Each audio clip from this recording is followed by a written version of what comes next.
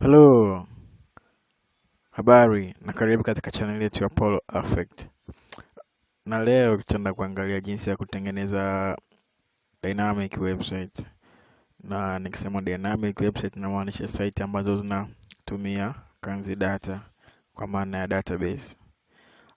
Mifano yetu ya nyuma iliyopita katika video zetu za nyuma tulikuwa tunatengeneza website lakini zilikuwa ni sio dynamic, zilikuwa ni static website ambazo hazihitaji kanzi data au database, lakini leo tutaenda kuangalia website ambayo inatumia database. So karibu, endelea kuwa nasi na pia usahau ku like kama umeielewa video. Pata tatizo lolote, usahau pia kuweka comment yako hapo chini na tuta respond ASAP. So what is dynamic website? What is dynamic website or what are dynamic websites? Tenda kuangalia introduction kidogo, tenda kuangalia tofauti kati ya dynamic website na static website, then tenda kuangalia requirement ambazo inabidi developer wanazo ili kuweza kutengeneza hiyo project ya dynamic website, na tenda kuangalia jinsi ya kufanya coding. So just a quick overview kwamba tutaenda kutengeneza kitu cha aina gani. Tutaenda kutengeneza kitu cha design hii hapa. Tutaenda kutengeneza login system, ambayo login system tamtaka user akiingia kwenye website yetu kwa mara ya kwanza. Akiingia kwenye website yetu kwa mara ya kwanza atakutana na hii page hapa ambayo itamtaka login ili aweze ku access material hii site yetu au content za hii site yetu. So itamtaka login, so user anatakiwa ku login. So nita login hapa kwa user ambaye nipo naye, na pia inabidi aingize password. Then baada kukamilisha hivyo vitu, username na password, ata sign in. Kama credentials zake ni za ukweli, zina match na kwenye database yetu, ataingia kwenye website yetu. Ila kama hazimatch, hawezi kuingia, atapata mfano wa error message kama inavyoonekana hapa. So kama user hajajiregister kwenye website yetu, so hawezi kuingia, kwa hiyo inabidi ajiregister. So kuna link ya kusign up hapa chini. So sign up new account, anabonyeza hapo, anaweza kutengeneza account yake. So kama amesha sign in, kama ana account, anakuja hapa have an account, sign in, ana sign in. So hapa nitaenda kusema test, nitaenda kuingiza credentials za ukweli. So nitaweka password, nita sign in, so nitasema test, nitaweka credentials za ukweli, then nita sign in. Ukisign in unapata hii message hapo kama congratulations test user, ndo jina la user mwenyewe, you made this far. So profile details, atapata details zake ambazo alisubmit wakati anafanya registration. And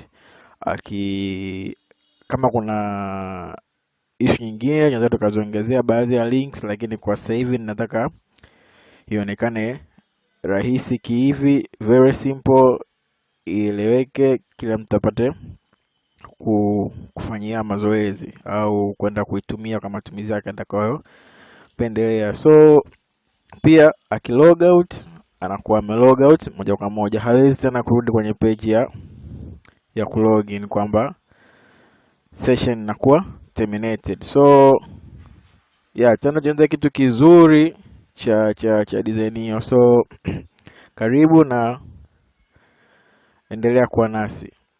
So kwa kwanzia tutaenda kuangalia a very quick introduction ili nisikuboe.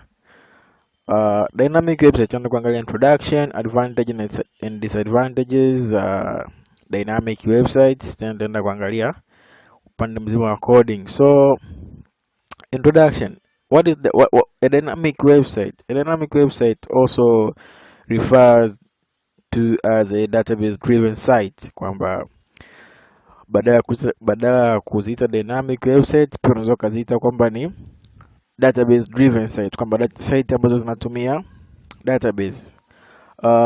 Requires web programming and database design, kwamba inahitaji mtu aandike coding pia na kudesign database. Kwamba kuna vitu viwili ambapo mimi kwa upande wangu kwa video ya leo nitaenda kuelezea upande wa programming. Database sitagusa sana, nitagusa kidogo, lakini pia inabidi uwe na utaalamu wa kwenye masuala ya database design. So kama uko vizuri, good for you. Kama haupo vizuri kwenye database design, you have a room to learn. Unaweza kaenda ukaangalia Google database design, what is it about, and ikakusaidia in advance. So a dynamic website contains information and content that changes, of course, depending on factors such as views of the site, the time of the day, the time zone, or the native language of the country, the viewers. So dynamic website pia inaweza kusaidia kudisplay hivyo vitu vyote. Kwa mfano kama mtu labda yupo kwenye nchi fulani ambayo nchi fulani labda hawatumii English as a mother language, so anaweza kubadilisha weka common local language yao. Kwa mfano set nyingi za hapa Tanzania, unaweza kuona kuna site ambayo ina version ya Tanzania na version ya Kiingereza. So all that is the function of dynamic website. So anasema the content of your site, text, images is stored on a database or content management system, which is very very good, kwamba zile asset materials zako, kwa mfano images, text, zote zinakuwa stored kwenye database. You don't have to worry kwamba kama site kwa mfano labda imepata tatizo kidogo, labda imekuwa hacked kidogo, kwamba mtu anaweza kaedit zile content za kwenye website, lakini kama content zako zimekuwa secured kwenye database vizuri, mtu hawezi kuzigusa. So ni kitu kizuri. Pia anasema when the information is updated or changed within a database, it changes on the site. Inaweza ikawa na information ambayo ipo kwenye pages tofauti, lakini inapohitajika kufanyika mabadiliko ya zile content, unatakiwa uedit sehemu chache tu, labda kama kwenye database au of course kwenye database, then zile content zako zote zinabadilika, tofauti na static ambayo ulikuwa una edit each single page. So hapa tunaenda kuona comparison static website na dynamic website. Static website, kama tulivyokuwa tumeona kwenye mifano yetu iliyopita, lugha inayotumika mara nyingi ni HTML. HTML inatumika mara nyingi kama programming language kwenye static website. So HTML, then kuna JavaScript ambayo pia inatumika katika static website, pia na kuna CSS. Na kama unakumbuka vizuri, kuna ile miundo tulekaga jinsi ya wakati tunatengeneza project, inabidi uwe na CSS, uwe na folder la JS, uwe na folder la images. So haina mambo mengi static website. So kama una tatizo kidogo, unaweza ukapitia video zetu za nyuma ukaweza kuona jinsi static website ambavyo zinakuwa programmed. Inatofautiana vipi na dynamic website? Dynamic website ni mara nyingi inatumia PHP. PHP is the common and main language katika utengenezaji wa dynamic website. So kuna PHP, kuna MySQL ambayo sasa hivi kuna MySQLi. So hizo ndo, yani hiyo ndo vitu vya msingi wakati tunatengeneza static website. So kipindi tunatengeneza static website, tulikuwa tunaandika page zetu, lakini tulikuwa tuna save kwa extension ya .html. Lakini kwa dynamic website tunaenda kusave page zetu kwa extension ya .php, sio HTML tena. Lakini mafaili ya PHP yanaweza contain HTML, pia mafaili ya HTML yanaweza yakawekwa kwenye mafaili ya PHP. Yeah, so JS inaweza kakaa kote kote, inaweza kakaa kwenye PHP, kakaa kwenye HTML. Yeah, so CSS ni swala la kulink na mafaili yako ya kazi na inakuwa inafanya kazi vizuri. So kama unavyoona, static website ina vitu vichache, lakini dynamic website kidogo ime contain vitu vingi. Hii ni ile mwendelezo. Katika hii image hapa unaona user wa static website anatuma request kwenye server inarudisha majibu. Rahisi hivyo kwamba static website is all about request and it's all about sending request na request zinarudishwa kwa mtumiaji. Hiyo ndo uzuri wa static website, lakini unapokuja kwenye swala dynamic website is a little bit complex compared na static website. So this one unaona user anatuma request kwenye server. Sawa, user shatuma request kwenye server, server inaenda kusearch kwenye database, kwenye upande wa database. So kama ikipata kitu kwenye upande wa database inarudisha kwenye server, then server ina provide majibu kwa user. So kwenye dynamic website tunaona kama kuna kitu kimeongezeka cha server side. So that's the difference between static website and dynamic website. It's all about server side processing. And advantage and disadvantages, hii ni kama summary ya yale ambayo nilikuwa nimeongea. Advantage ni less hassle to update, ule mfano unatolea, ile maelezo unatolea ku update. Pia in terms of functionality, ina more functionality, ina kazi nyingi kuliko static website. Dynamic content help in search engine. Yeah, so disadvantage of course is hii ni expensive kidogo kwenye masuala ya hosting.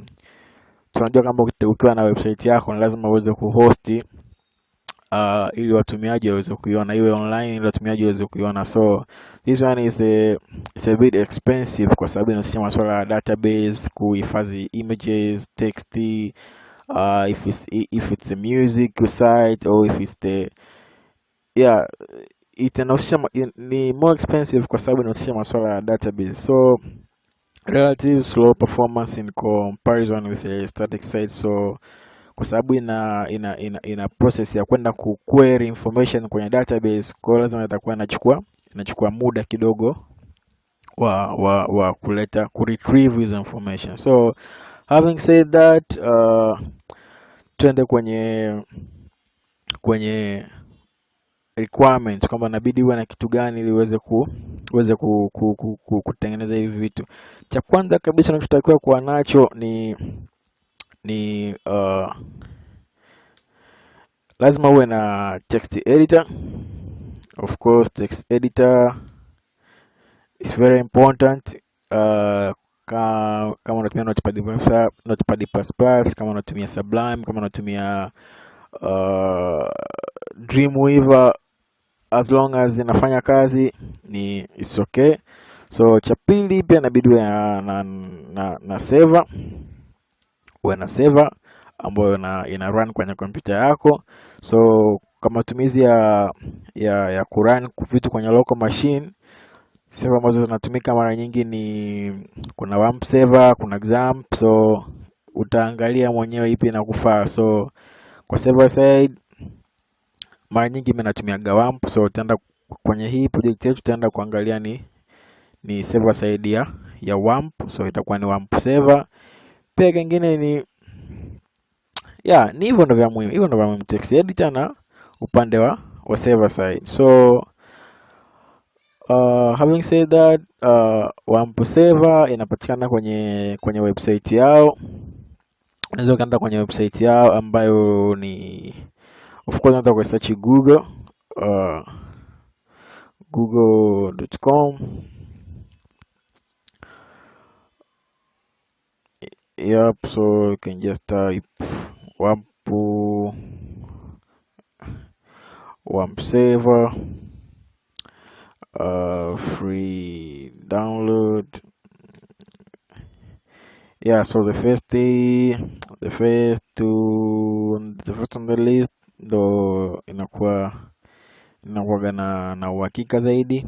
So utaangalia specifications za mashine yako, just click download here, it will start download. You see your download will start shortly. So then you decide to where to save.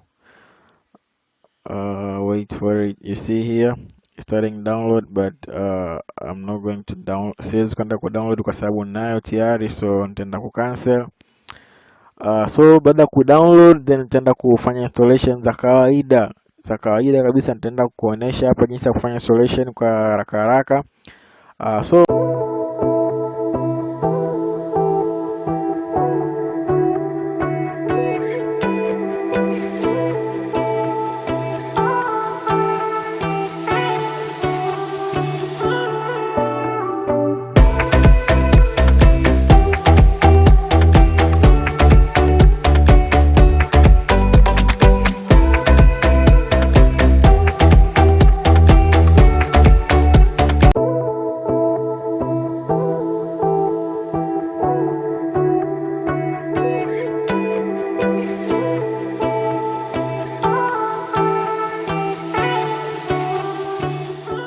baada ya kufanya installation kila kitu kikakaa sawa, then unakuja, lazima uhakikishe kwamba hii nani yako hapa, baada ya kurun WampServer, hii nani yako imekuwa ya kijani. Kwamba ikiwa ya kijani, ina maana hii WampServer inakuwa na service tatu. Sawa, WampServer mara nyingi inakuwa na service tatu. Inakuwa na PHP, inakuwa na MySQL, then inakuwa na kitu kinaitwa Apache. So all of these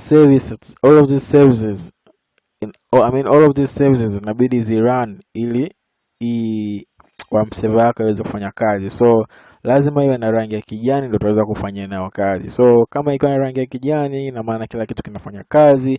Kwa unakuja kwenye browser yako, una type localhost.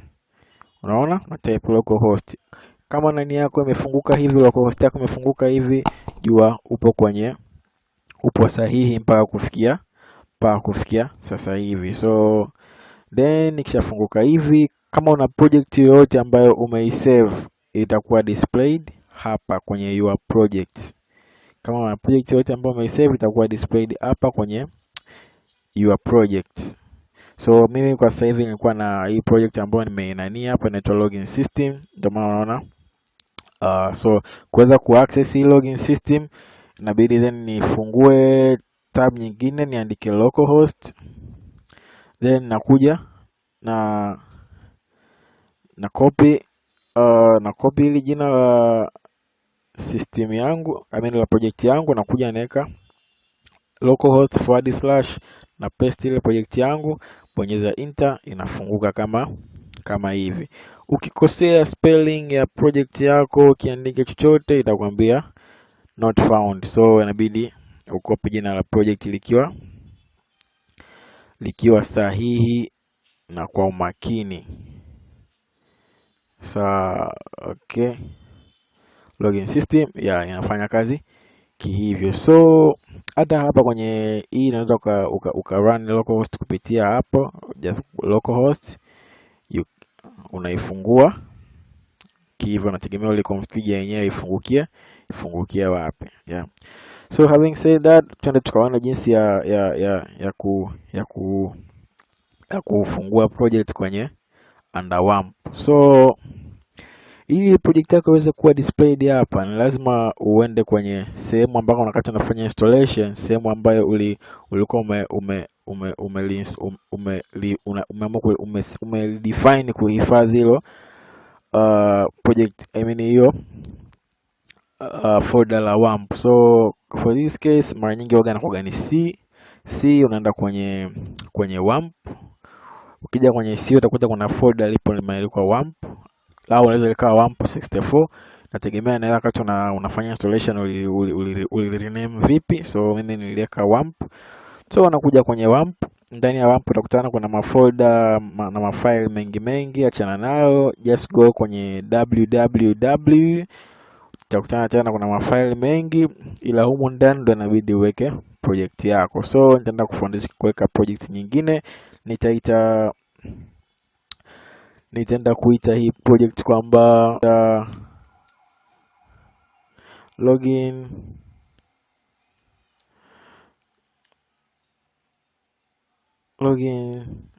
system. Sawa, nitaenda kuita login system. Nimerename ile folder langu la mwanzo ili pasiwe pana conflict ya majina. So login system. So nikija kwenye nani yangu, browser yangu, once nikirefresh, unaona hii ni ile project yangu ya mwanzo ambayo nimerename. This one is the second project ambayo nimeenda kuianzisha sasa hivi hapo. So nikicopy hilo jina, nikisema nije hapa niweke humu ndani, hamna chochote kwa sasa hivi. Nasema index of login system, hamna chochote humu ndani. So kama umefikia hapo na browser yako ya display kitu kama hicho, congratulations, upo vizuri. So endelea kufuatilia masomo yetu, usahau kulike video kama unaielewa. Pia don't forget to subscribe kwa channel yetu ili uweze kujifunza na kutupa moyo zaidi kuona kwamba kuna watu wanatufuatilia. Yeah, so nitakuja kwenye ile project folder langu, nitaweka zile nani zangu ambazo ni tulielekezana kipindi cha nyuma, folder la CSS, nitaweka folder la JS, of course nitaweka na folder la images. Yeah, so nikija jana huko nikirefresh, you see mafolder yameongezeka kwenye browser. Kuna folder la CSS, kuna folder la images, kuna folder la JS, JavaScript nikimaanisha. So having said that, inabidi tutengeneze kitu kama hichi hapa. Inabidi tutengeneze kitu kama hichi. Inabidi tuwe na index page, tuwe na login page, tuwe na registration page, tuwe na account page. Yeah, so hivyo ndio vitu vya kutengeneza. So nitaenda kutengeneza file. So nitaenda kufungua text editor yangu ambayo ni Notepad++. Nitaenda kufungua text editor, control new, kufungua kusave file jipya. So nitasema this one is the login page, control save. Nitaenda kusave kwenye, tatafuta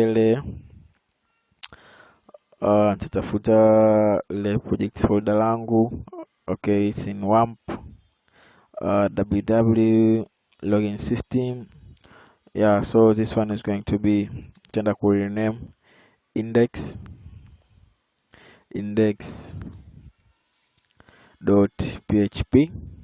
You see, na save index.php, not index.html. So yeah, so nitaenda ku save index.php, save.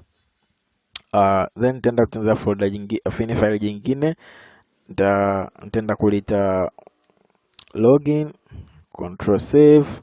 Of course this one nitaenda ku rename as login.php, nita save. Yeah, so jingine nitaenda ku control new, nitaenda ku save. This one nita save as register.php. Save that one. So tuna index, tuna login. Of course this one nitakuwa niweke index.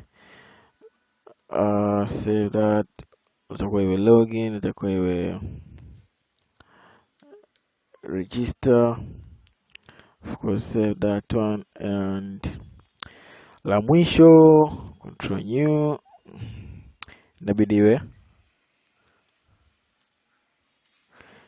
iwe account. So nitaenda ku save, nitasema account .php. So I'll save that. So that one is account. So ukija kwenye browser ukirefresh unakutana na index page. Mara nyingi project za PHP, page ya kwanza kuwa loaded kwenye website ni ile page ambayo unakuwa umeisave kama index.php. That is the first page ambayo inakuwa loaded kwenye website. Otherwise labda kuna settings ambazo umezibadilisha, lakini by default index page ndio inakuwa page ya kwanza kuwa displayed kwenye website. As you see, nilivyo refresh tu imekuja index page ya index. Kwa mfano nikisema nije kwenye nani yangu hapa login system, nibadilishe hii page pasipo na page ya index, ni rename, labda niseme inde.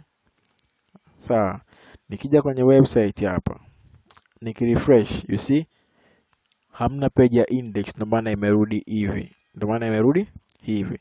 Lakini page ya index ingekuepo, ingeskip kunionyesha ama folder yote na kwenda direct kwenye page ya index. So baada ya kusema hayo, nitaenda kuirudisha kama ilivyokuwa.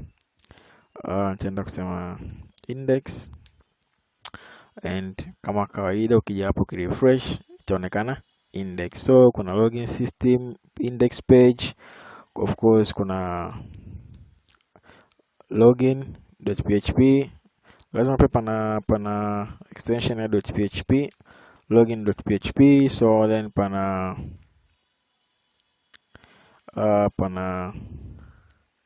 register.php, you see register.php, then pana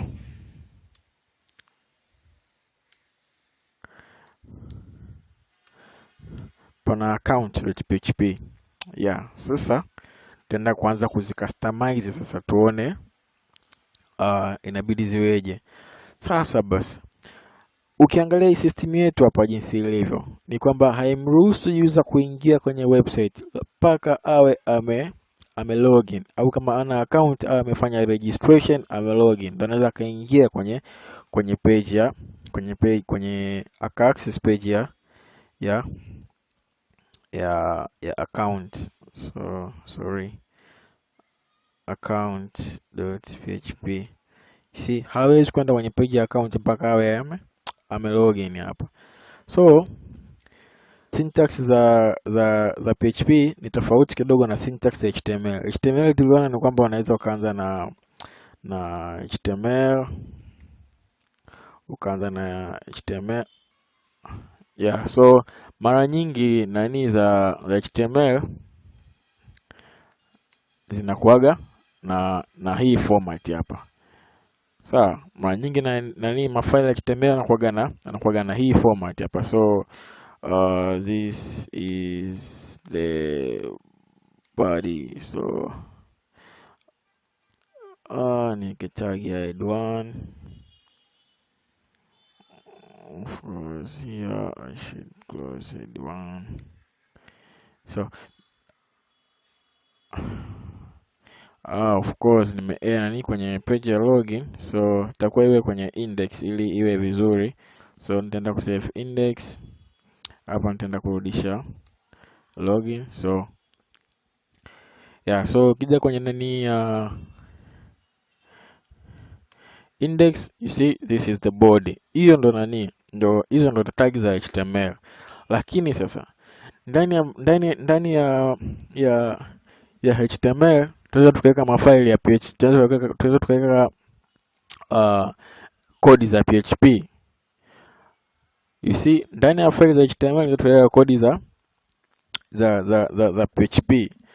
That is the beauty of coding. So haimaanishi kwamba ukisave mafaili yako yale ya .php kwamba utakavyoandika huko ndani itakuwa vitu vigumu sana. Hapana, vitu ni vile vile, sema kinachoongezeka kidogo ili kodi za PHP ziweze kurun kwenye hilo file lako, lazima ziwe zimekuwa saved na extension ya .php. That's the main point ya kusave zile mafaili yako kwa extension ya PHP.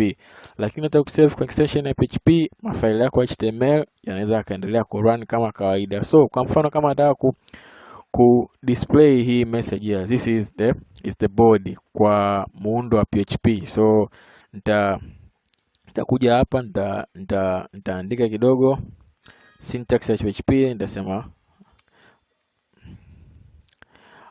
PHP nitaacha space, then nitasema echo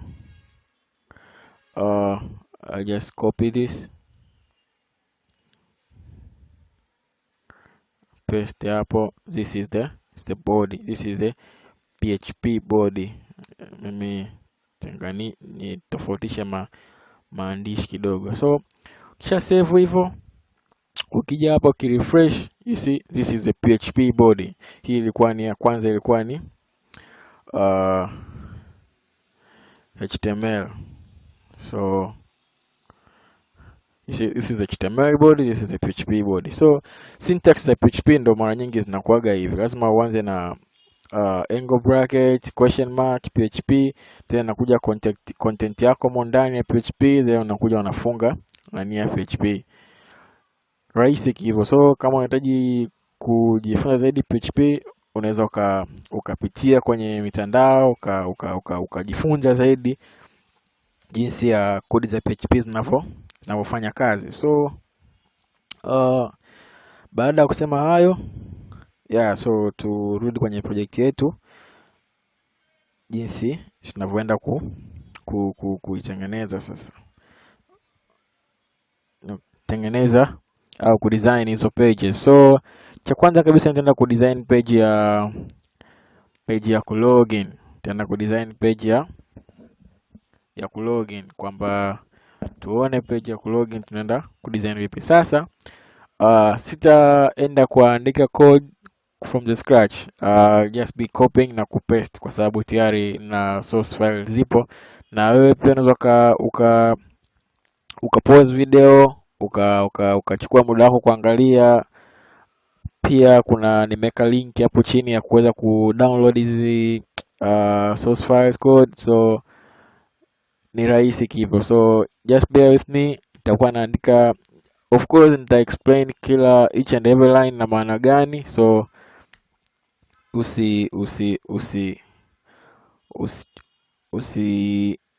usinungunike. So index page nitaenda of course ni login page, so login control. So nitapaste hizi kodi za HTML. Of course nitatafuta kodi za PHP kwa sasa hivi ambazo hatuzihitaji. Okay, nafikiri zimeondoka zote, nita save. Okay, so nikienda kwenye browser yangu sasa hivi, nikifungua page ya kulogin, utaona ina mabadiliko kidogo. You see mabadiliko yapo. This is the login page. So login page kwamba iko hivyo, kwamba tutaenda kuangalia kwa uchache vitu ambavyo vipo kwenye hii login page. Of course nimetumia Bootstrap, so nimeweka Bootstrap CDN, kwa maana Bootstrap Content Delivery Network, kwamba sija download source file, so nimelink moja kwa moja kwenye Bootstrap online. So nikaja nikaweka script same hivyo ni CDN za Bootstrap, then nikaja nikaweka hizi link ya font awesome kwa sababu ya kupata hizi icon unazoziona papia, na yenyewe ni CDN. So of course na file la CSS ambayo ni moja tu ambayo nimelisave kwa main.css. Kwa kwenye project yetu pia inabidi tuwe na hili login system. Kwenye CSS inabidi tuwe na hili folder la CSS ambalo kilicheki installer CSS chache ambazo zinahusiana na zile form za kulogin na kufanya registration. So save that. Yeah, so ija kwenye system yetu upande wa kulogin. Yeah, this is the login page. Ukilogin hapa sasa hivi haikupeleki sehemu yoyote, hata ukiandika test ukaja ukaweka password, sign in, haikupeleki sehemu yoyote kwa sababu just HTML code. Hamna code ya PHP hata moja tuliweka. So pia nitaenda kuweka page ya of course baada ya kupaste zile code, sasa inabidi nije kwenye kulink, na masuala ya kulink tulishaelekezana. Kama ni mgeni unaweza kaangalia video zetu za nyuma, itakusaidia kuelewa. So nitasema new sign up, sign up. Let me change this and say register new account. Nita save. Kwa hapa nitakuja kuweka ile link yetu ya, kwa sababu sasa hivi ukirefresh, so you see register new account. So ukiklik hapa kwa register new account haikupeleki popote kwa sababu hamna link. Kwa hiyo utaenda kuweka ile link yetu ya register.php. Kwa hiyo hii page tayari tunayo, ndio hii ambayo tulitengeneza register.php. So nitaenda kusave. So ukija ukirefresh, ukiklik hapa register.php inakuleta kwenye page ya register. So pia ina page ya register inabidi tuifanyie kazi, tuiedit. So nitaenda hapa register, Ctrl A Ctrl V, save. Nitaenda ku remove code za PHP.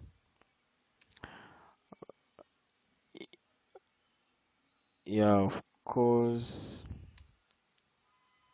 Ctrl save. Yeah, nafikiri zimeondoka zote.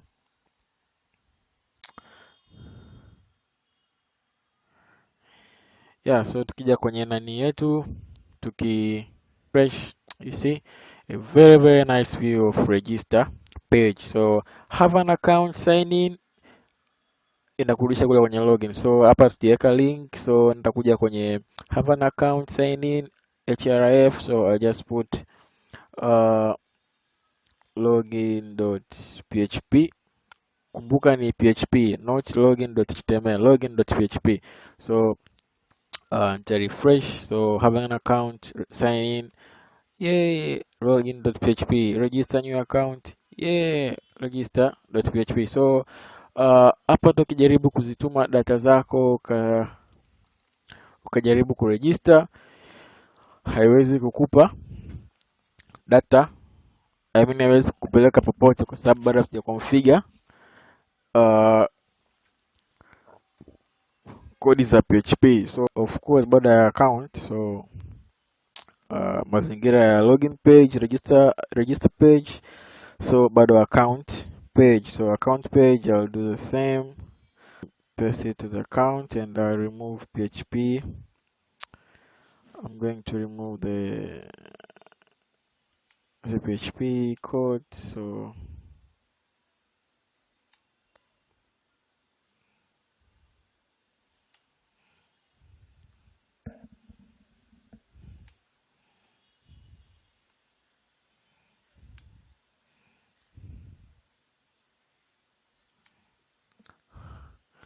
congratulations. Yep, so yeah, nafikiri zimeisha zote. So sign in inafanya kazi, register page inafanya kazi. Now let's try account. So I'll say account.php. Yay, inafanya kazi. Congratulations, you made this far. Profile details. Yes, so inafanya kazi vizuri. So ukiziangalia hizi page hapa kwa sasa hivi, mtu yote anaweza akazi access kwa wakati wowote bila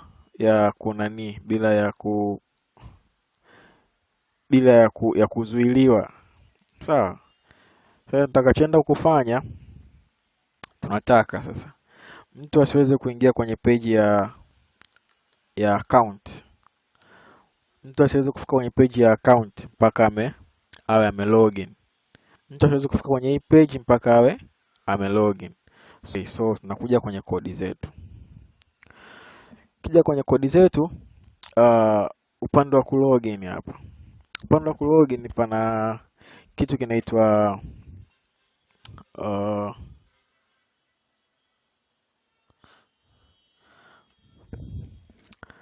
form.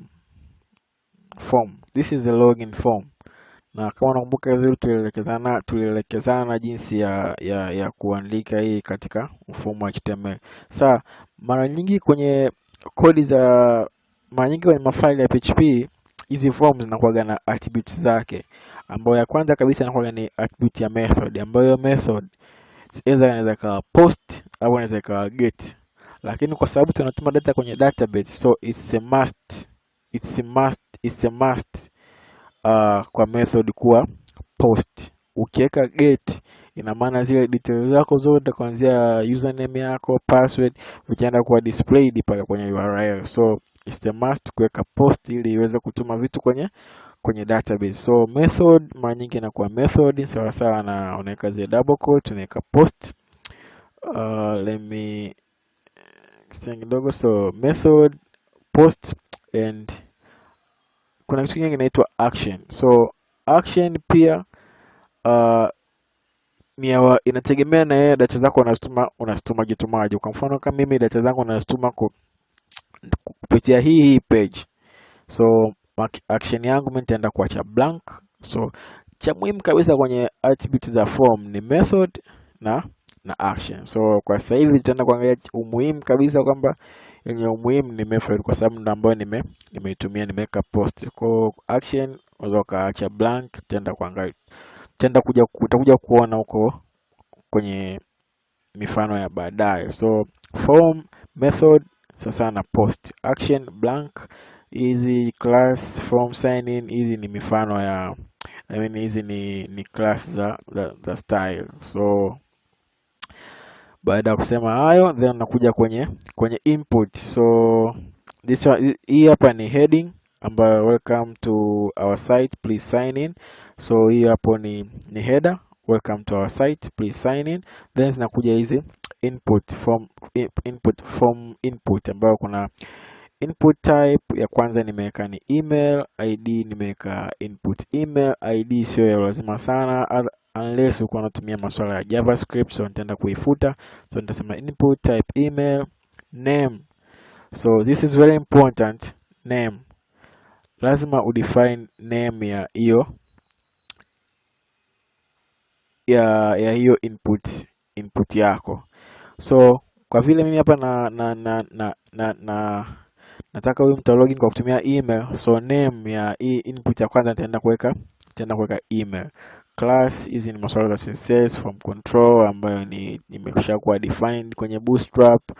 Placeholder, haya ni maandishi ambayo yanakuwa yanaonekana huku ndani kama ni direct user, kwa sababu hatuna label ya kumwambia kwamba user hapa ni sign in, hapa ni password.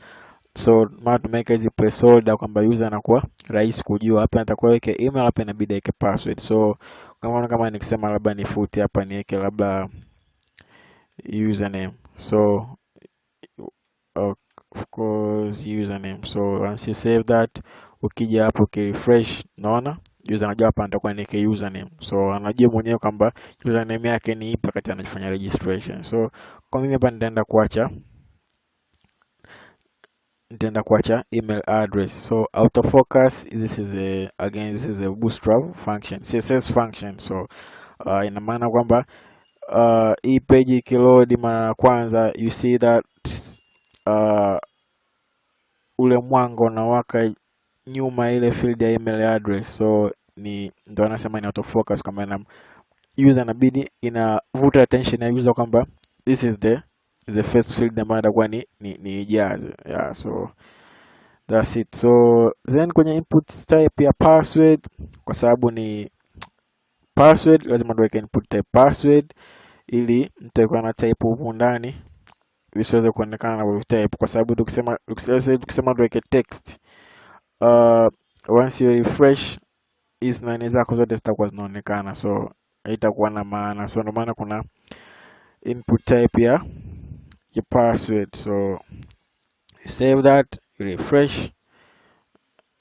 Of course, misspell pass input type password, or I didn't save, so refresh. So there it is, password. So ID, of course, this ID lazima sana, name tena kuweka password. So input name input yetu ya kwanza ni email, name input yetu ya pili ni password. Class from control, hizo nyingine ni CSS attribute. So again, then kwenye format hapa na button ya kusubmit, ambako hapa mimi nimeweka button, pia nimeipa name.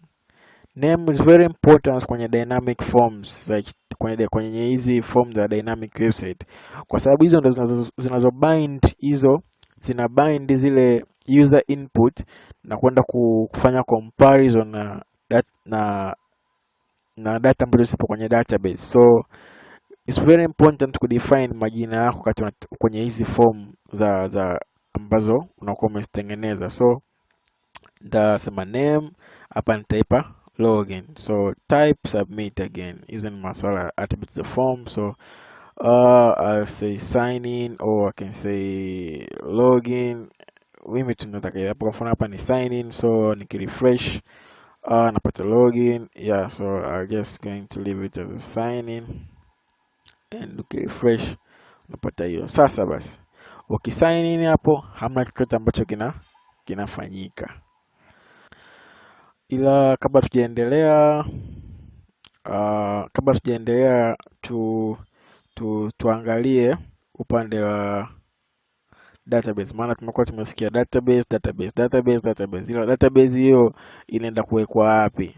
Ndio jambo la msingi la kwanza kabisa la kuangalia, database hiyo inaenda kukaa wapi kabla hujaanza kuandika kodi za PHP. So database hiyo naipataje? Database hiyo ambayo imekuwa tukizungumzia muda mrefu inapatikana hapa.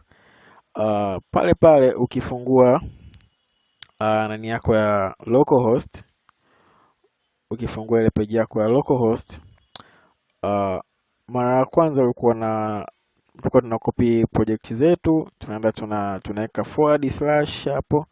Sorry, tulikuwa tunaweka / tuna copy jina la project, tuna enter. Lakini ili kufika kwenye database lazima uje hapa kwenye tools ambako unaenda kwenye PHP my admin. That is where you will find your database. Hapo ndipo utakwenda kupata database zako, ambako so na click PHP my admin, localhost, then PHP my admin, localhost PHP my admin, ambako ukija hapa itakutaka uingize credential. You see, kwa mfano huu ni mfano mzuri kabisa ile site ambayo tunaitengeneza ili tuweze access content za PHP my admin. Tutakuwa tu login, ambapo inabidi tuweke username na password, ambako username by default ni root. Password kama hukudefine wakati unafanya installation, you just leave it blank, then unakuja una login. Once you click go, then you'll be logged into kwenye system ya PHP my admin, ambako sasa hapa ndio unapoenda kuona database zako zote. Kwa mfano mimi hapa nilikuwa na database moja tu ya registration, ambako registration hiyo nilikuwa na table ya user, ambayo table ya user hiyo ilikuwa na hawa user, test user 2, test user 3, ambako ilikuwa inakusanya data za kija kwenye structure. Hii table ilikuwa inakusanya username, user email, user phone, user address, user country, user city, user password. Ndio ilikuwa inakusanya, ambapo ndio ikae na display pale baada ya user akifanikiwa ku login. So ukishafika huko, kama hauna database yoyote au ndo umefungua project yako mpya, unataka kutengeneza database yako mpya, unakuja na click hapa new. Sawa, just click new there, itakwambia create database. So unaweza ukasema login system. Sawa, database yangu itakuwa ni login system. Utaki kuacha space. Then ndio maana akasema lazima uwe na skills za database design. So login system then create. Imekuja database yangu nyingine haina table, so nitaenda kutengeneza table ya, nitasema table of course ndio table ya users. So inakuwa na column ngapi? Inakuwa na column ngapi? Nitakuja huku kwangu nitaangalia registration na kusanya vitu vingapi. Registration of course ni register, register.php. Nakuwa na field moja ya full name, email address ya pili, phone ya tatu, address ya 4, country ya 5, city ya 6, password ya 7. So inabidi niwe na field 7, column 7. Lakini column 7 hizi ni zile ambazo user anaziingiza. Kwa lazima kuna nitengeneze reserve column ambayo itakuwa ni kama ya kudisplay number, labda user 1, user 2, user 3. Kwa nitaenda kuweka column 8. So then nitasema go. Itanitaka hivi nijaze field za hiyo table. So ya kwanza kabisa itakuwa ni user ID. Sawa, ya kwanza kabisa itakuwa ni user ID. Type itakuwa ni integer.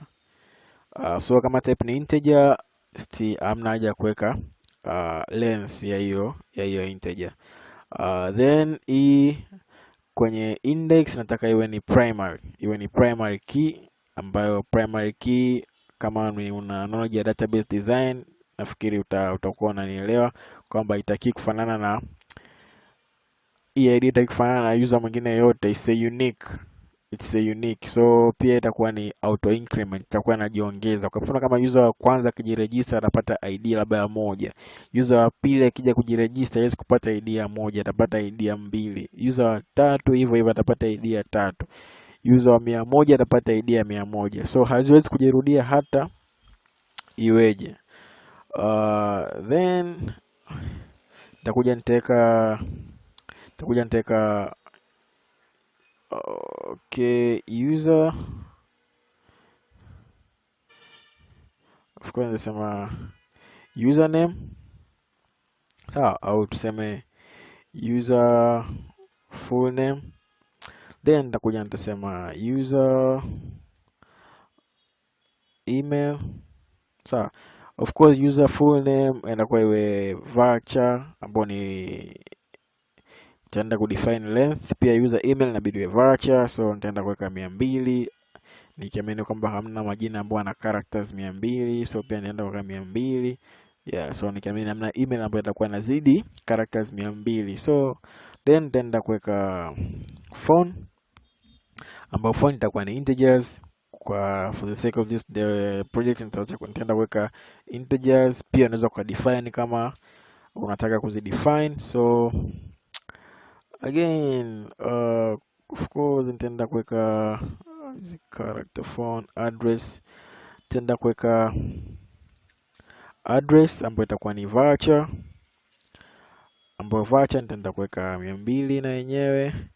Then nitaenda kuweka country, city, country ya hii nayo itaenda kuwa varchar. Nitaenda kuweka 200. Hii city of course inabidi ziwe user phone.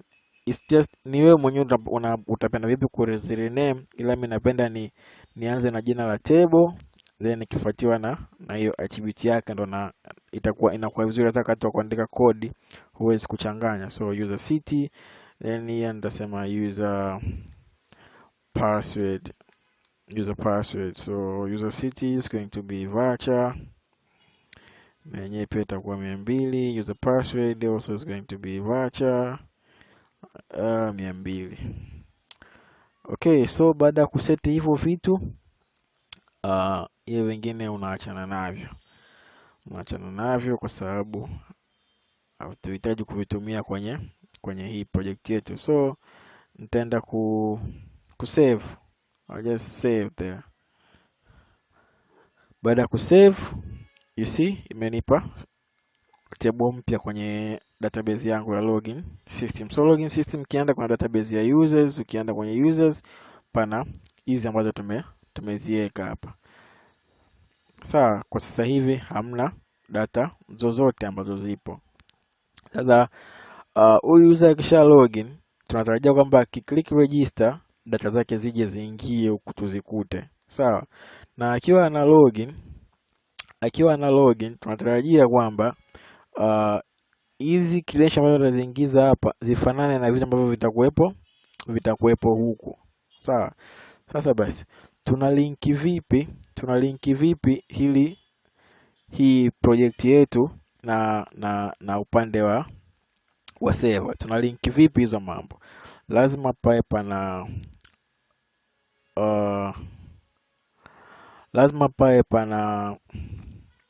pana connection kati ya hii project folder yetu na database. Kwa hiyo nitaenda kutengeneza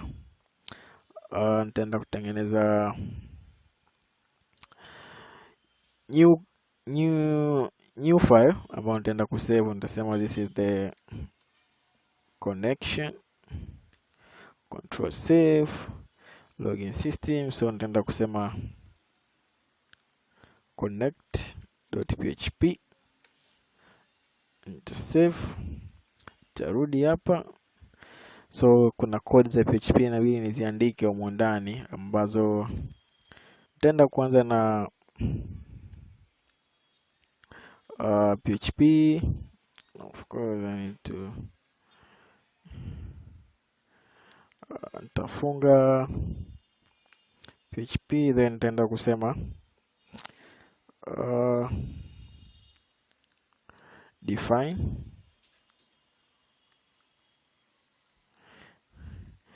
ndani, nitaenda kusema db server.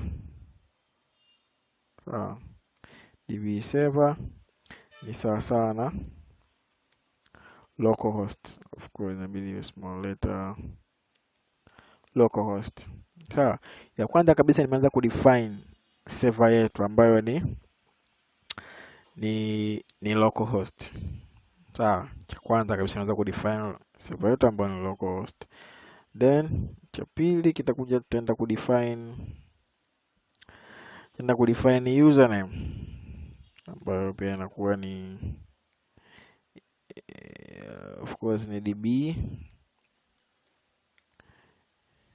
username, ambayo db username anakuwa ni root, herufi ndogo root. Kama unakumbuka wakati tuna login kwenye PHP myadmin tuliandika username ni sawa sana na root. Of course tutaenda kudefine kingine, itakuwa ni db password.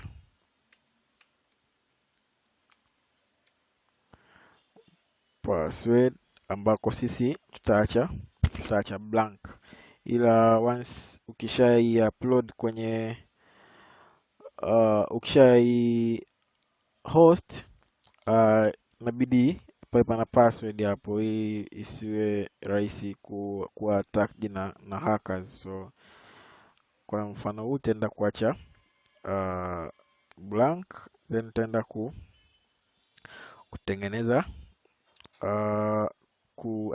kudefine database. Hii mara kwanza ilikuwa server, so itakuwa ni database db database, ambako database yetu inaitwaje? Inaitwa login system. Control save. Tunakuja kuhakikisha database yetu inaitwa login system. Sawa, ndio ile ambayo tulitengeneza. Kwa kama database nyingine inabidi ubadilishe hapo. Kama umeandika jina jingine inabidi ubadilishe. So database login system, then nitaenda kutengeneza connection. Sasa inakuwa ni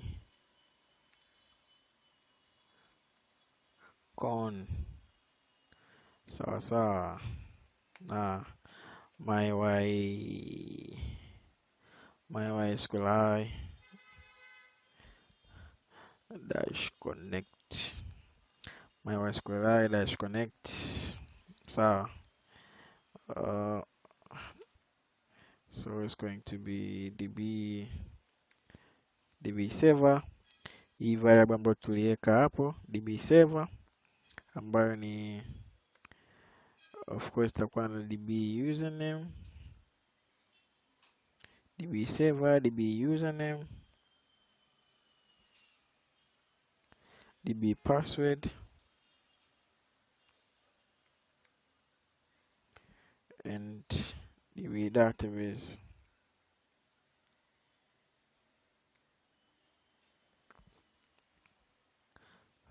Then you just so con mysqli connect db server, db username kwa db server ni localhost, db username ni root, db password ni blank, db database ni login system. So having said that, then you have to save your file and close your connection file. Yeah. So tayari hapo pana connection kati ya project yetu na database yetu. Sasa basi twende turudi kwenye upande wa kuandika kodi za PHP kwenye upande wa login. So takuja huku juu kabisa ambako kila mtu ana jinsi ya kuandikaji wake.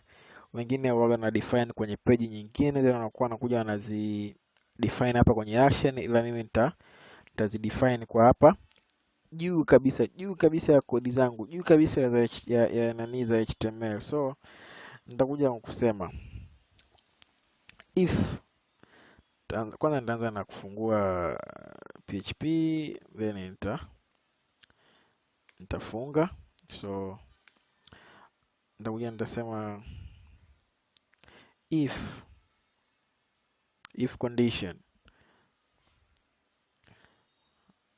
condition lazima pawe na, ukiwa fungua hizo nani then ufunge. Leo unakuja unasema humu ndani if is set post login, then ita execute some condition ambazo tutakuwa tumeziweka hapo chini. So hii login imetoka wapi? If is set login, you see highlight hii imekuja highlight na hapa kwenye submit. So kama user akibonyeza pale kwenye submit, na maana ana trigger hii name ya login, na ndio mimi ambao naenda kuitumia huku juu. So if is set post login, sawa. If is set post login, nita collect email ya user, pia nita collect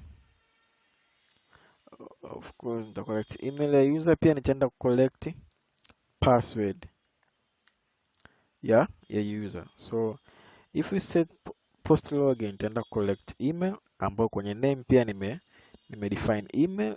If we set password, pia nitaenda kuchukua nani ya password. Sawa basi. Email, what is email? So nitaenda kuchukua email ambayo imekuwa posted. So nitasema post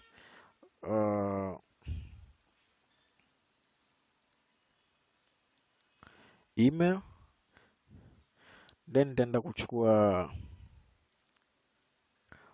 ambayo imekuwa post password. Sawa. Kwa hii email ni variable. This is a variable. Kama ni mgeni wa PHP au una idea kidogo, unajua nini maana ya variable. So email ni variable, password ni variable. Variable za nini? Variable za hivi vitu ambavyo user amevituma, ambako ni post email, ambayo email ni hapa ambayo nimedefine kwenye name.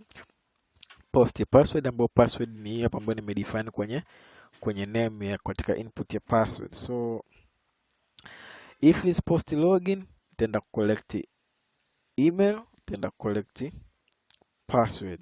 Sawa. Hii password ya user tutaenda kuangalia baadaye jinsi ya kuificha kwamba hata admin akilogin kwenye server side asiweze kuona password yake. Tutaenda kuangalia baadaye, lakini kwa sasa hivi tayari hapo tushazibind tayari, tushazicollect hizo input za user ambazo ameziweka kwenye form yake ya kulogin. Sawa, then tutaenda kuangalia kitu kinaitwa error handling. So let me put some comment. Nitasema ni login. Hii ni page ya kulogin. Hii ni comment.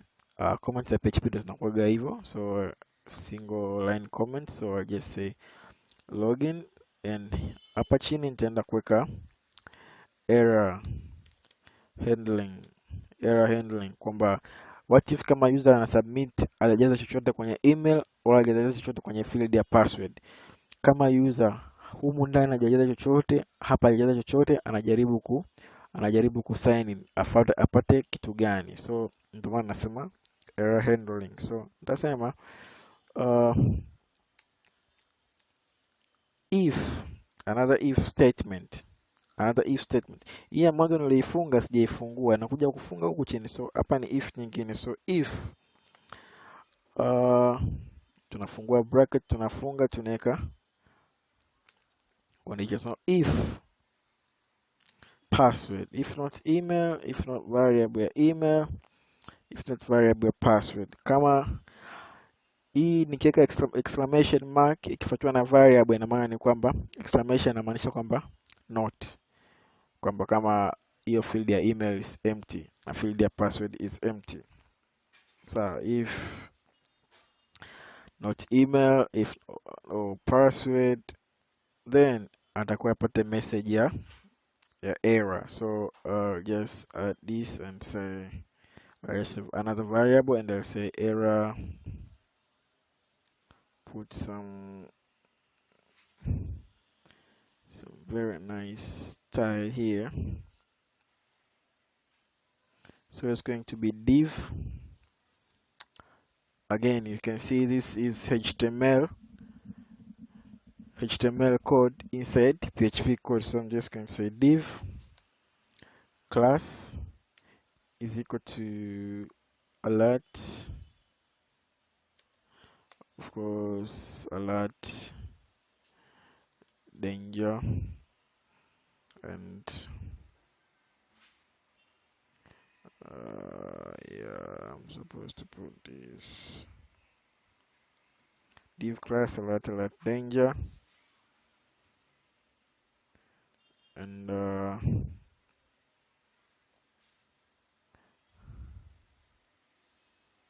I'm going to say I'm going to put strong, and I say all the fields are required. All the fields are required. So I'm just all the fields are required. Then I'm just going to close my div. Yep. So required, and I'm just going to close my div. So ina maana gani? Kwamba kama user asipojaza vile vitu kama if empty email, empty password, error message, all the fields are required. Tutaenda kuangalia baadaye tunaivuta vipi. Then unakuja unasema if, naweka comment, if everything is okay, then do this. So this is the comment. So if everything is okay, I'm just going to say else. If there is, kama kuko na if statement, of course nafuatia ni else. So nimeanza na if statement kwamba kama hajajaza hivyo vitu apate message kwamba all fields are required.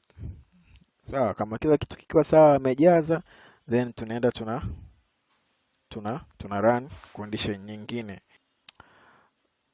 Search, tusema search in database, search in database. Tufanye search kwenye database, ambapo search kwenye database hiyo inakuwaje? Unaandika query, unasema MySQL query. So I'm just going to put a login SQL and say select. This is a database language, so select. I'm just going to say select user ID. Let me minimize a little bit. So I'm going to say select user ID from users,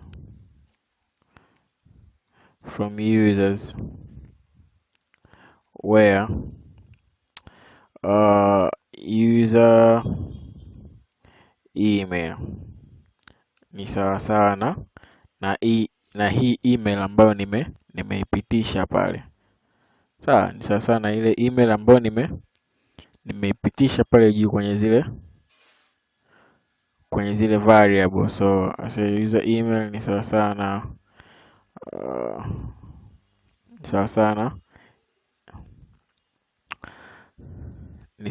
email ambayo nimeipitisha kwenye variable pale. End.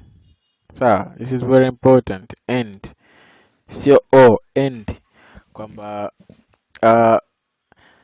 unajua kwa mfano kama ukiambiwa 1 and 2, ina maana kwamba hiyo ni 1 na 2, 1 na 2 ni lazima. Ile ukiambiwa 1 or 2, kwamba unaweza kaenda mmoja au akaenda wa pili. So hii end ni lazima kwamba email imatch ile variable ya email ambayo tumeweka pale end. Sawa, let's say user and user password ni sawa sana of course ile variable ya password pia ambayo tumeipitisha pale juu. Sawa sana, then nafunga hiyo query yangu. Kwa hiyo nimesema select user ID from users. Hii users ni table kwenye database ambayo ndio ile ambayo tulitengeneza, kama unakumbukumbu vizuri, table yetu kwenye database ambayo ni users. Sawa, na nimesema select user ID. User ID ni one of the field kwenye hii table, user ID. Kama nataka i select user ID from table users, ambako where email, user email, ambayo user email imatch sasa na hii email ambayo hiyo email imetumwa na huyu user, and user password imatch sasa na hii password ambayo imetumwa na huyu user. So that's it. Login SQL, select hiyo. Then I'm just going to execute my SQL. I'm just going to say result. Hizi variable name unaweza ukazichagua mwenyewe uziiteje. Mimi nimeziita hivi, ila sio sheria kwamba lazima ziwe hivi. So MySQL ni sasa MySQL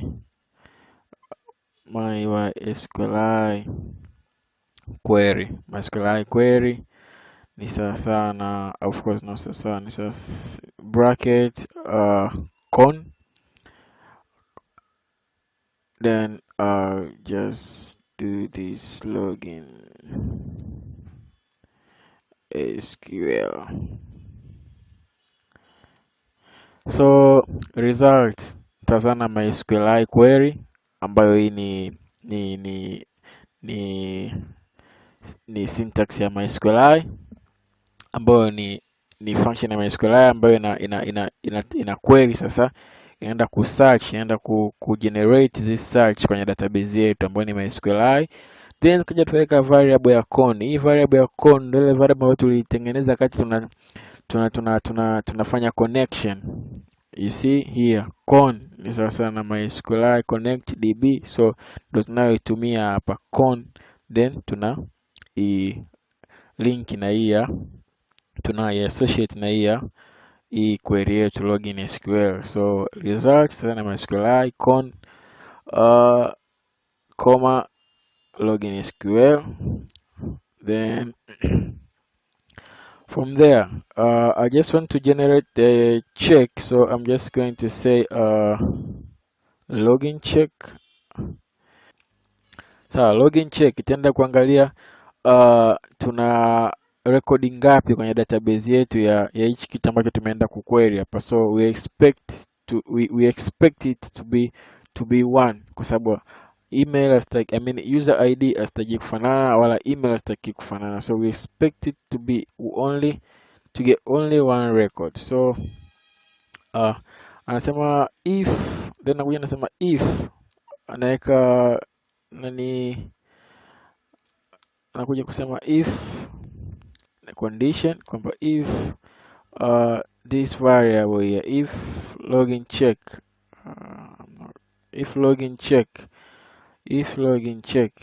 is equal sawa na moja. If login check sawa na one, of course we expect it to be true. So if login check sawa na moja, then we want it to generate session. If I just want to say while, I'm just going to put some code, then I'll explain it later. Nitaenda kuandika code afu nitazielezea baadaye. So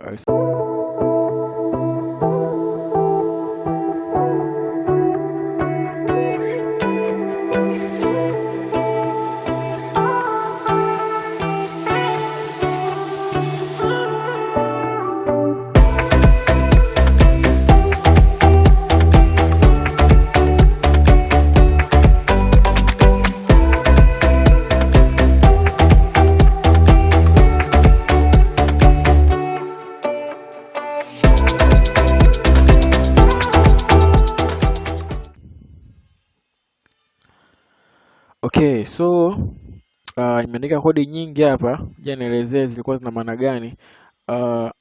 Ya kwanza tumeanza kwamba kama kila kitu kwa sawa, inaenda kuquery kwenye database kwamba user email sasa na email, password sasa na password ambazo user amezituma.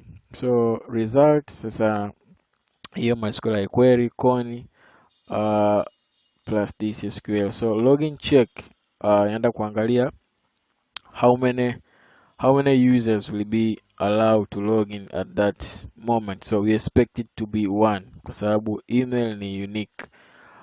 So if login check is sana one, then I want to create a session. So this is the main purpose of this code here. So if login check sana one, then I'm creating a session, and that session I'm going to use the user ID. So login ID sasa na row user ID, session user sasa na login ID of this variable of login ID ndo hii hapa. So kama kila kitu kipo sawa, then ita redirect huyu user aende kwenye this page account.php, ila kama vitu havijakaa sawa, kama vitu havijakaa sawa, remember hii ilikuwa ni if ya ilikuwa ni if ya hapa, sawa. Kama login check imekaa sawa, aende kwenye account.php. So kama haijakaa sawa pia inabidi apate message. So I'm going to say else. I'm just going to say else, and I'm just going to raise an error kwamba ina maana ni kwamba labda kati anatuma zile data nitasema error message. So div class alert danger, so error I'm just going to say username, I mean email or password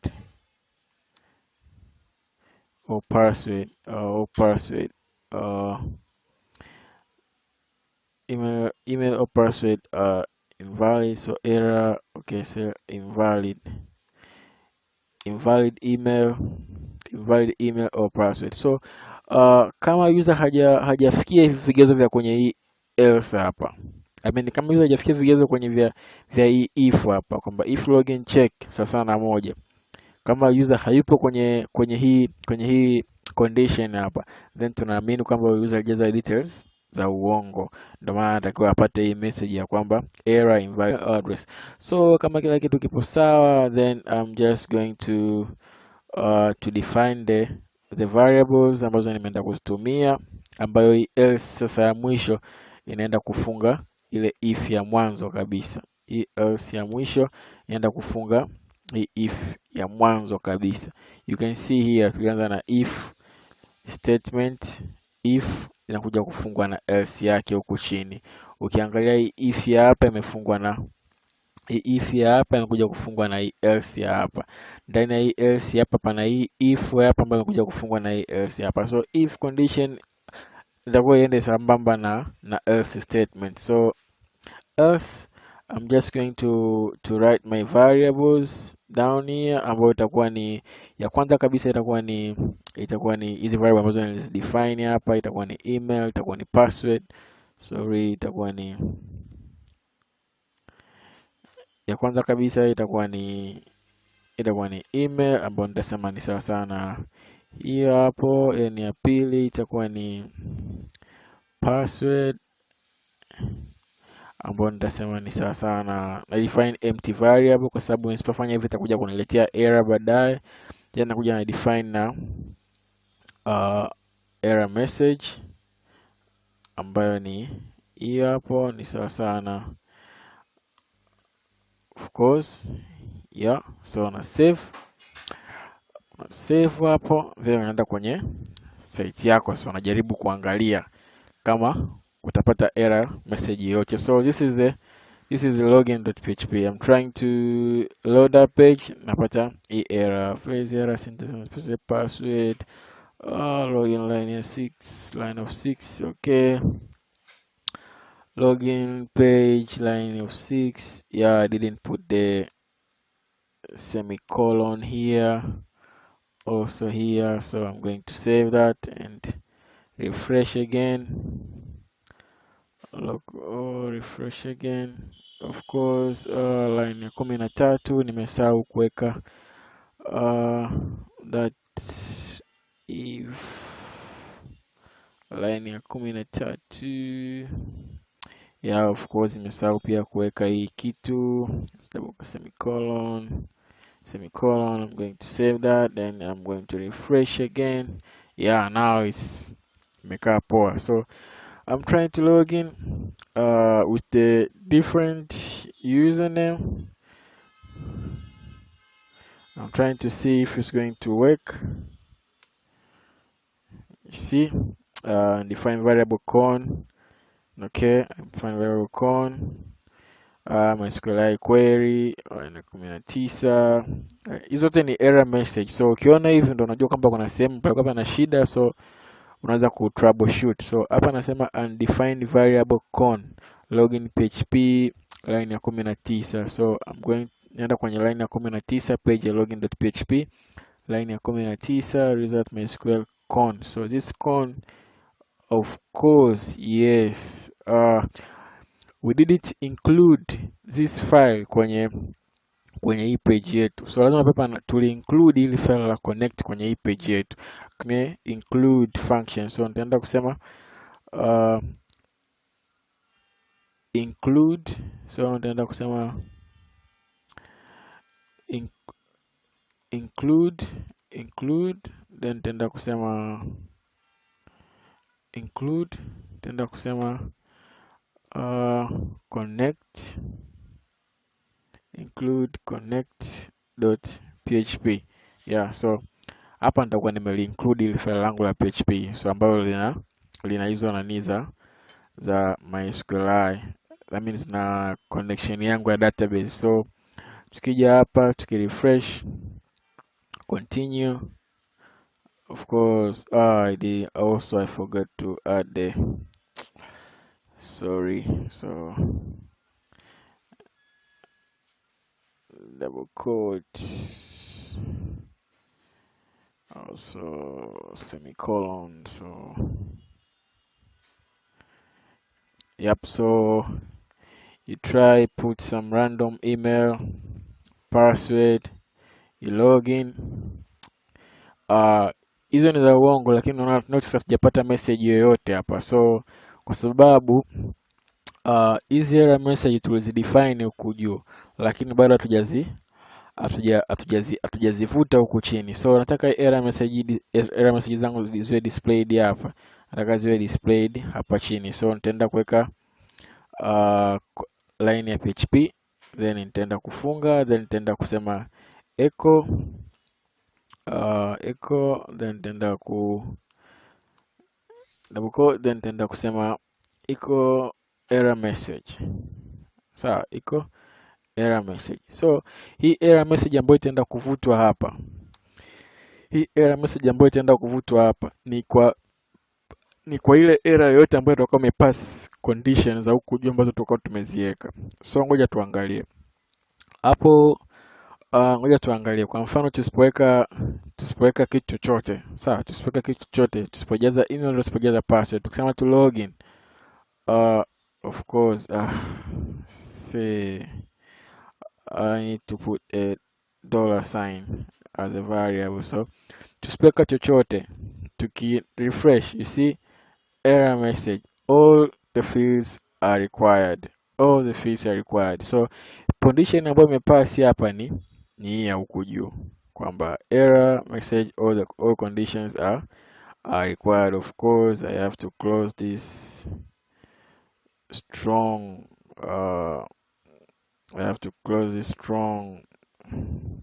here, I think.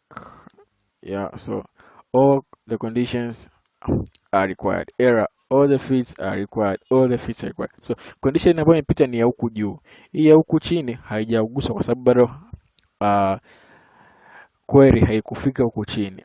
Let's say tufike huku chini, tuandike details za uongo. Let's say labda tuseme user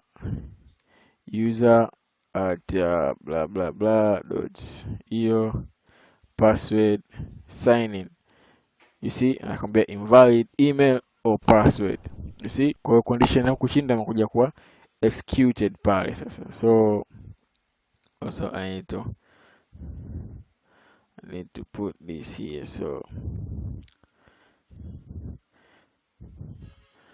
So mtu hawezi kulogin kwa sababu hamna details zote kwenye database ambazo zitamfanya login. Sawa, hamna details zote ambazo zitamfanya login. Kwa mfano, let's say labda najaribu kuadd user mmoja huku ndani. Let's say labda najaribu kuadd na add say insert. Yeah, so I'm just going to say give user ID 1. I'm just going to say test. I'm just going to say test at tested user.com, and of course I'm just put the random number as a phone. So user address, I'm just going to say user. So country, I'm just going to say Tanzania.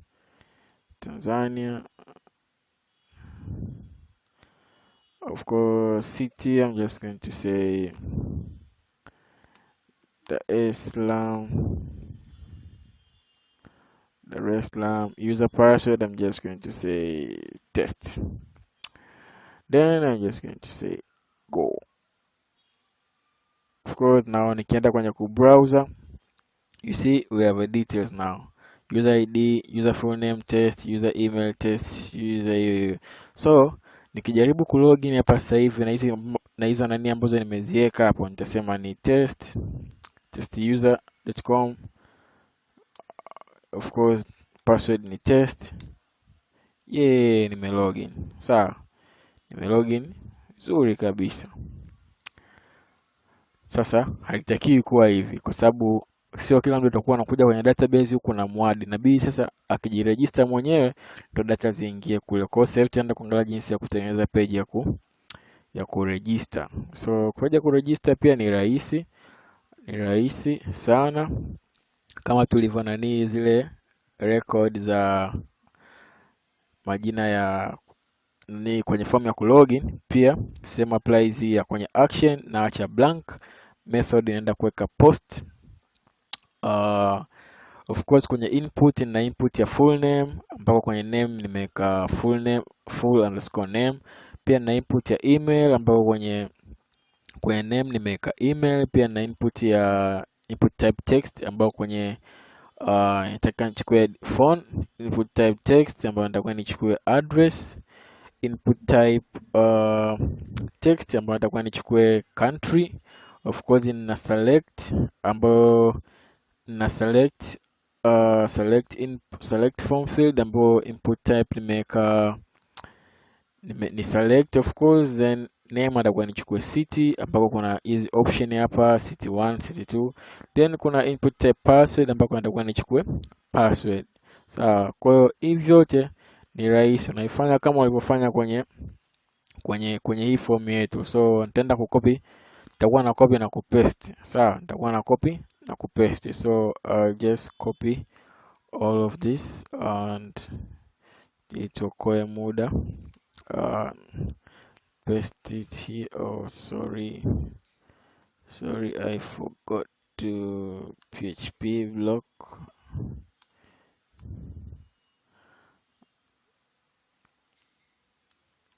Of course now it's done. So this one is going to be, of course nitakuwa ni include connection yangu ya database. So I'm just saying include connect the PHP.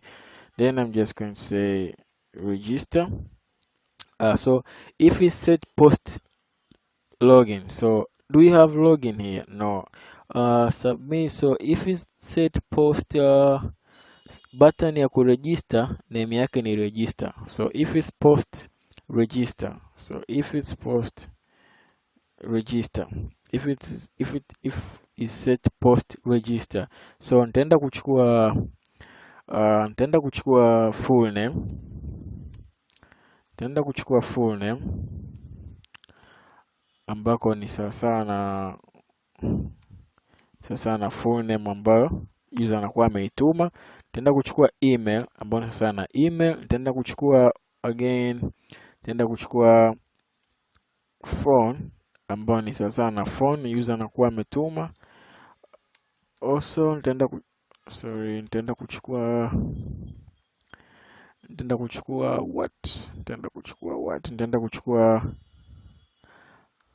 address, ambayo user atakuwa ametuma address. Then nitaenda kuchukua country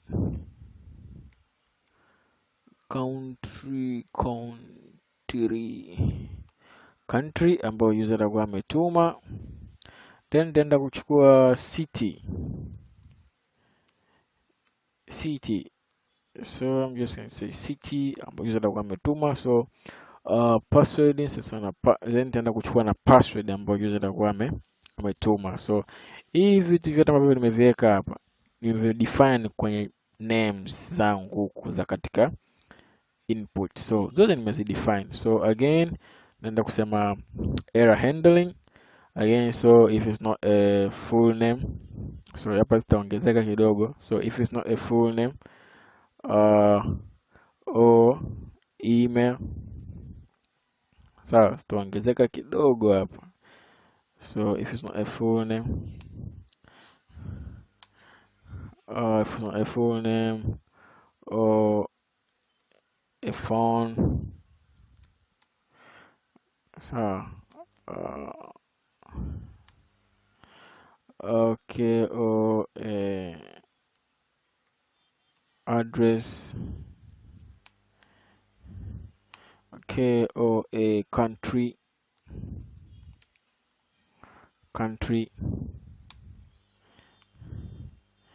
or a city. So if it's not a full name or an email or a phone or an address or a country or a city, itakuwa erase an error, kwamba error all of these are required. So hapa naweza nikasema labda fill all the required field. So fill all the required fields. Sawa, sababu kuna baadhi ya field nyingine zile sio za ulazima, so ukisema all the fields are required utakuwa unamdanganya. So fill out fill the required fields. So that one is done.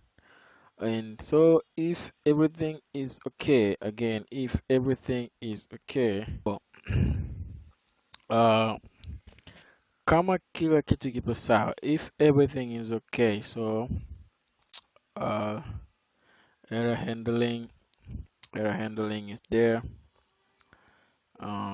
Rise an error field the fields required. So before error handling, I have to check, natakuwa niangalia kwamba kama huyu user anayejiregister, je, hii email anayotumia kujiregister ipo kwenye database yetu au haipo? Kama ipo, pia imualert kwamba hiyo email tayari inatumika. So first of all nitaenda check for duplicate email. So I'll just say check for duplicate email during registration. This is just a comment, so nitaenda kusema $SQL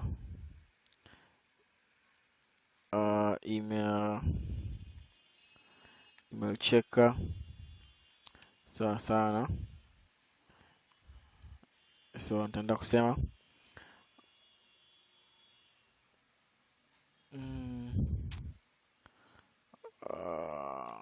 MySQLi query, SQLi query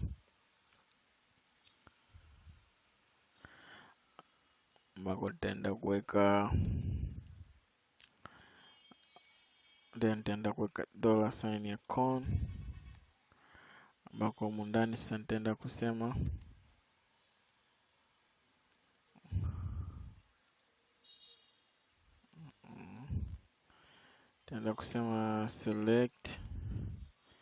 select user email, ambayo select user email from users, from users where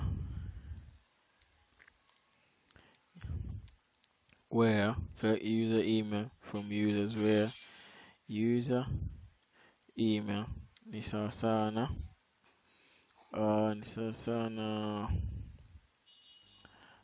email ambayo user atakuwa amepost. Sana email ambayo user atakuwa amepost. Yeah, that's the, yeah, hiyo ndo kubwa. So then nitakuja nitasema email check ni sawa sana MySQLi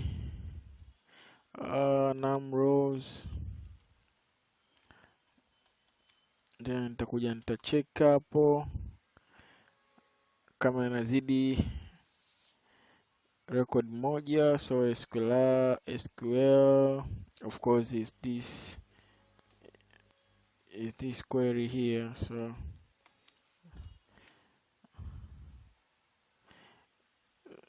SQL email checker. So yeah, so SQL email checker, then I'm just going to put that one, and from here I can just say error, then error handling, full name email, then it's going to raise an error. So again, also I want to validate the email field. I just want to validate the email field, so I'm just going to paste some random text here, then I'm going to explain it and say, so this is the if. You see, this is the if, else if, then it's going to be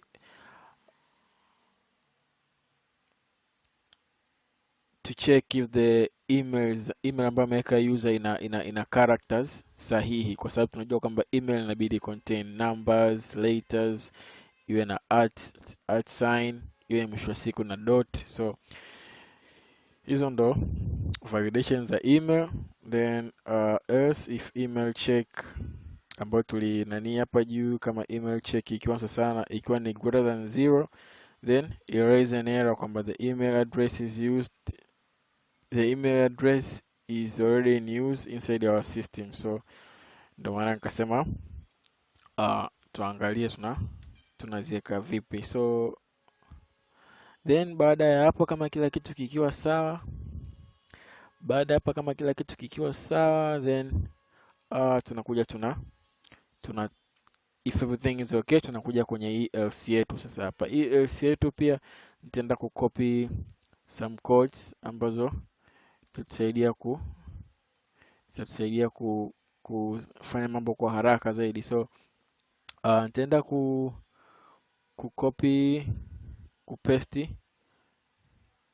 kupaste hapa. Yeah, so nitaenda kupaste hapa. So if everything is okay,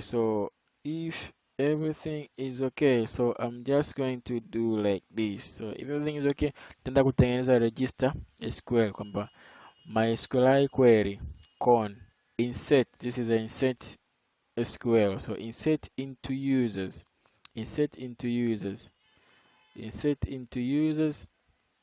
ambayo itaenda kuchukua username, insert into users kwenye column ya username, kwenye column ya email, kwenye column ya phone, kwenye column ya address, kwenye column ya country, kwenye column ya city na kwenye column ya password.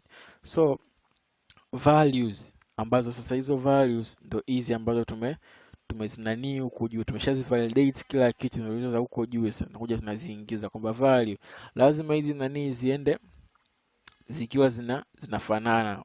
Umeona hapa nimesema username kwamba insert into user column ya username, value nimeweka ya kwanza full name, ndio natakuwa ikakae pale. So user email, value ya pili nimeweka email. So user phone, value ya tatu nimeweka phone. User address, value ya 4 nimeweka address. Ukisema usichanganye labda okay user phone afu value uje kuweka country, server itakuja kuletea matatizo. Data zitaenda kukaa sehemu ambazo hazistahiki. Sawa, so password also I'm going to say password. So then kama asitaingia, of course nataka nilete error, niambie kuna shida sehemu gani.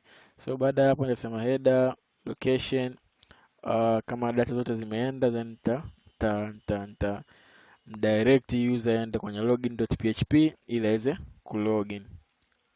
So to save tukaanga, of course na huku chini pia inabidi niweke zile empty variable. So I'm just going to copy again all of this and register.php. So I'm just going to paste copy tena, Control C, register.php, Control V, Control save. Yep, so yeah, so baada ya hapo nafikiri itakuwa sawa. Sasa kwa hiyo tukija hapa kwenye page ya kuregister, sasa tunaangalia kama inafanya kazi register. Of course haijaleta error yoyote kwa sababu hatuja define ile nani yetu ya error ikae wapi. So pia na yenyewe inabidi tu define. Nitakuja nitacopy kwenye login, nitaenda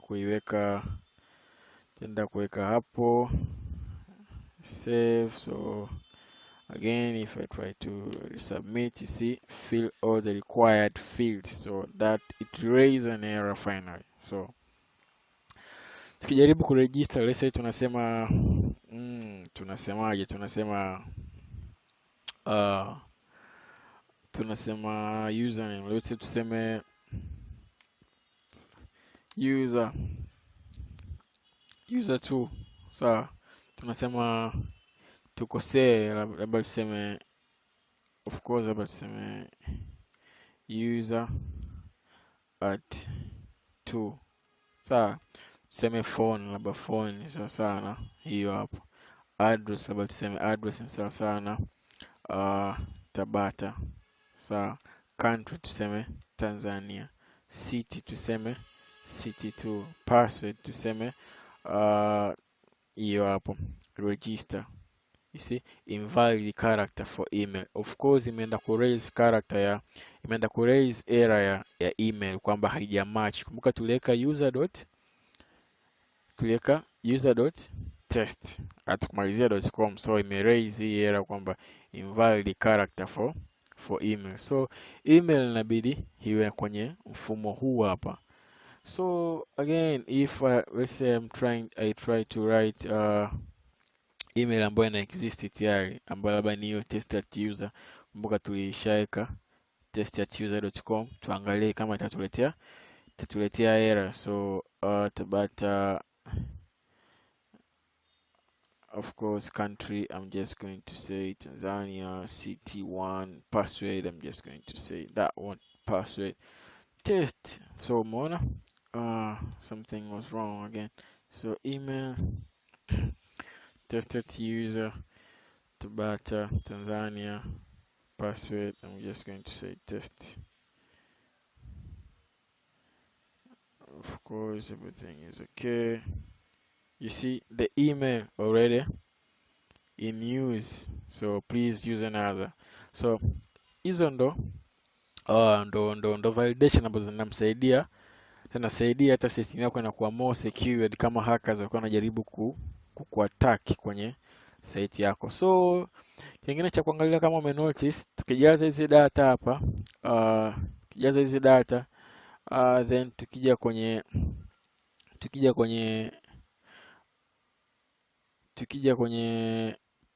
tukiregister, kama kuna error zinakuwa zinafutika. So kuzuia hiyo ni rahisi sana.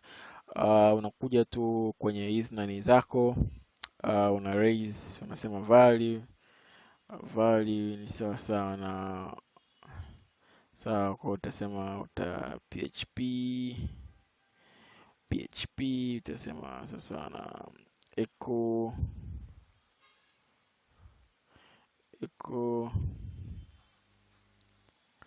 full name, nitakuja sawa. Of course nimeanza na hiyo, uangalie kama pakiwa pana shida uone itakuwaje. So again nitaenda kusema user2 test, hiyo password nitaenda kusema hiyo hapo. Nimeweka ikumbuke jina la user, so nikiregister kama kuna error nyingine zote zitafutika, lakini ya user itabaki. I mean field ya username itabakia kuwa na hii ambayo amejaza mtumiaji. So register, you see all zimeondoka, lakini hii bado imebaki, inaonekana kuna something is wrong. So PHP echo, yeah, it should be double quote if I'm not mistaken.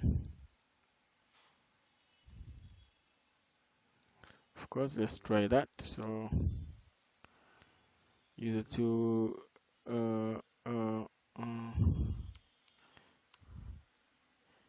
you see imebaki, nyingine zote zimeondoka. So tutaenda kukopi hii kwa ambazo zimebakia. So hapa itaenda kwa email, hapa itaenda kwa phone, hapa itaenda kwa address, hapa itaenda kwa country.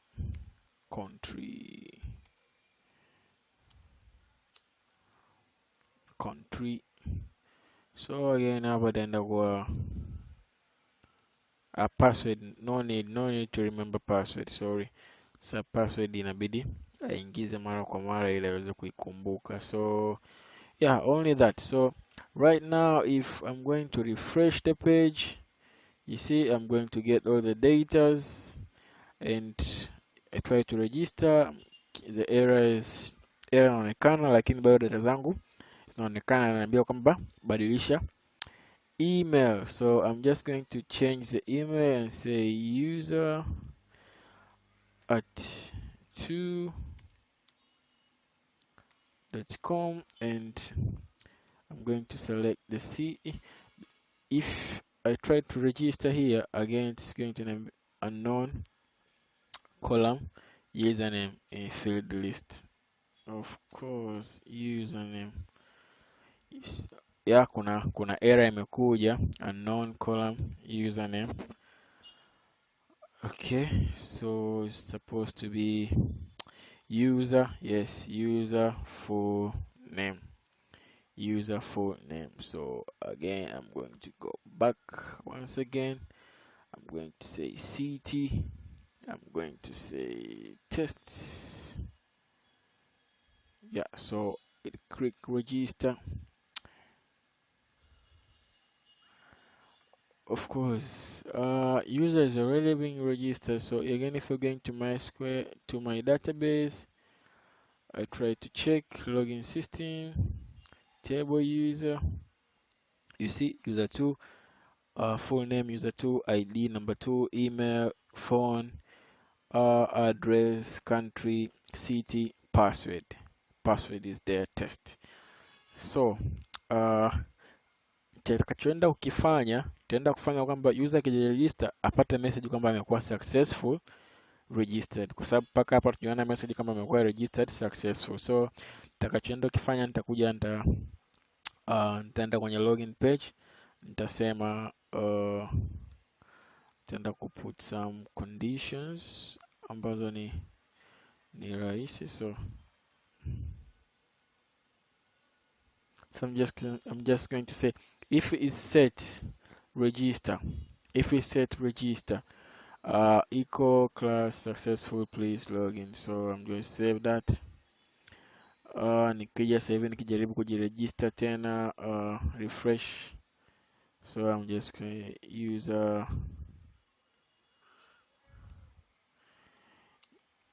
user 3. So email address is going to be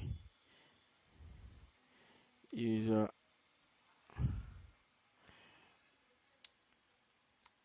at 3.com. So phone, that one, address, country, city.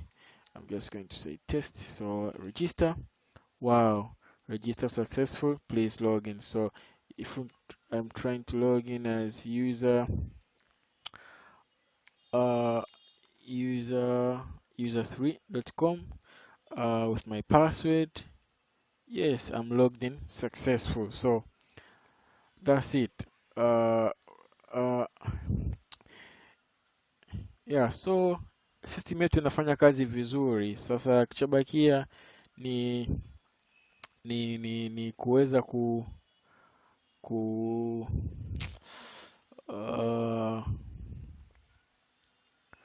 kichobakia ni kuweza kutengeneza page ya kulogout, tukafanya kama user akisign in aweze kulogout na kuficha hii password ya user, kwamba haitaki kuwa hii, lazima tuweze kuficha password anaifahamu yeye mwenyewe. Hata system admin anataki kujua password ya mtumiaji. Usisahau kulike kama video umeelewa. Kama una tatizo lolote, comment below, takujibu haraka iwezekanavyo. Pia usisahau kusubscribe kwenye channel yetu kwa ajili ya kuendelea kupata updates mbalimbali kuhusiana na masuala ya programming na teknolojia.